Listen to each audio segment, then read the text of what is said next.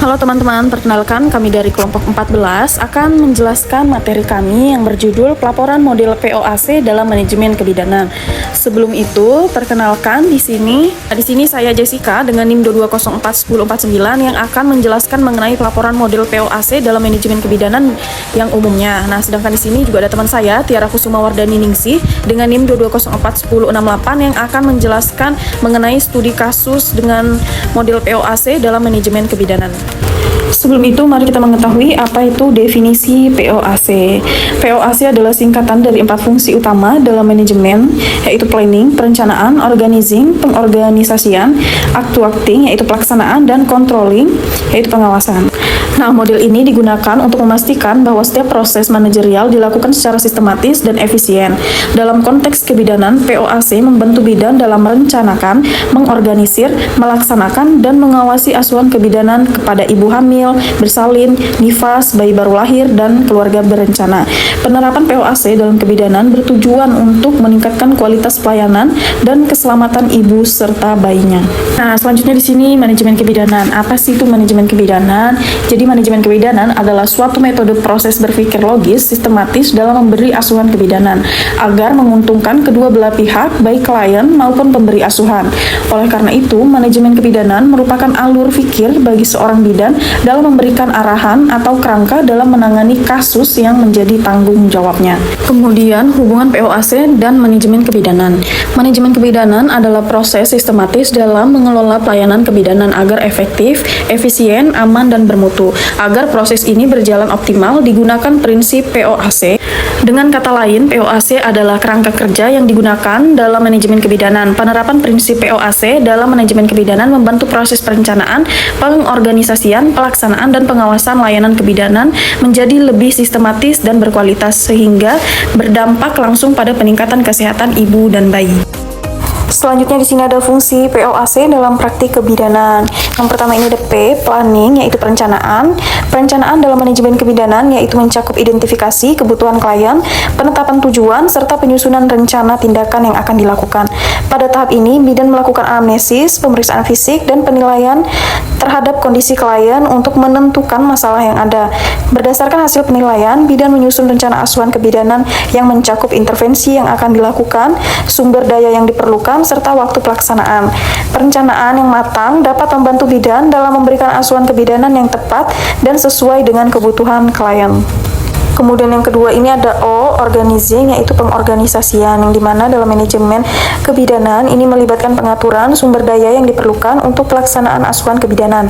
Bidan mengidentifikasi dan mengalokasikan sumber daya manusia seperti tenaga kesehatan yang terlibat, serta sumber daya material seperti peralatan dan obat-obatan. Selain itu, bidan juga menyusun jadwal pelaksanaan asuhan kebidanan dan memastikan bahwa semua pihak yang terlibat memahami peran dan tanggung jawabnya.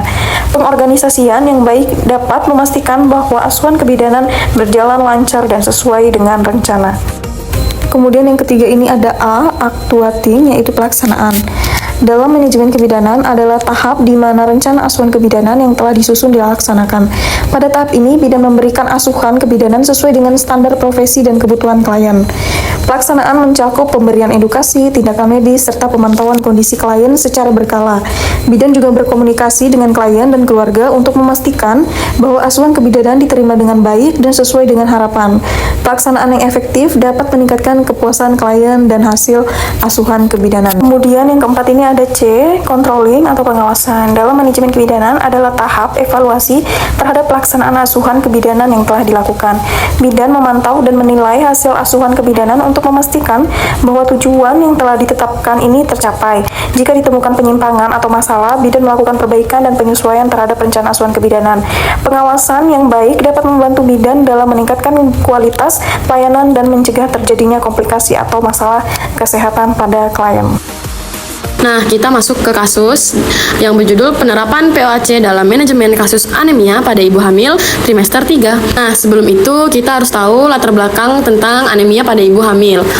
Sini, anemia pada ibu hamil merupakan masalah kesehatan yang berdampak serius pada kehamilan, persalinan, dan kesehatan ibu maupun janin. Anemia dapat meningkatkan risiko persalinan prematur, berat badan lahir rendah, pendarahan postpartum, bahkan kematian maternal. Menurut WHO, prevalensi anemia pada ibu hamil di negara berkembang masih tinggi, yaitu sekitar 40%. Oleh karena itu, peran bidan sangat penting dalam upaya deteksi dini dan prevensi. Lalu ada pendekatan manajemen berbasis POAC, membantu penata laksanaan anemia secara sistematik dan terarah. Nah, di sini ada contoh kasusnya yang dimana ibu hamil usia 28 tahun, G2, P1A0, usia kehamilan 32 minggu dengan keluhan mudah lelah, pusing, tampak pucat. Lalu di sini juga ada hasil pemeriksaannya.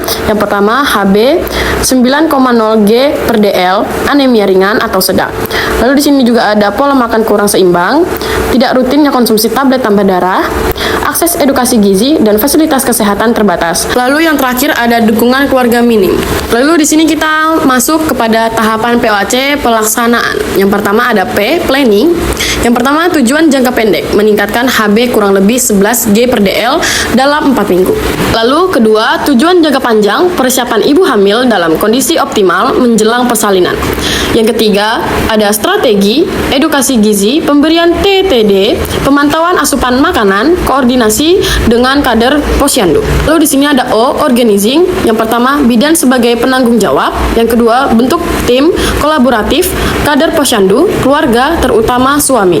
Yang ketiga, ada penyiapan TTD, modul edukasi gizi, jadwal pemantauan rutin. Lalu yang terakhir ada pelibatan petugas gizi puskesmas bila tersedia. Lalu di sini ada A, actuating. Yang pertama, edukasi ibu dan keluarga tentang makanan kaya zat besi, protein, hewani, dan vitamin C.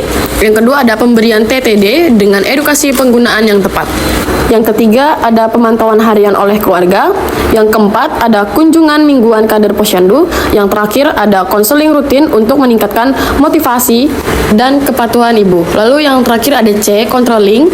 Yang pertama pemeriksaan HB ulang setelah 4 minggu, evaluasi asupan makanan melalui catatan harian. Lalu yang ketiga ada evaluasi kepatuhan konsumsi TTD, wawancara, pemeriksaan sisa tablet. Yang keempat, bila HB tidak membaik, rujuk RS untuk penanganan lanjut.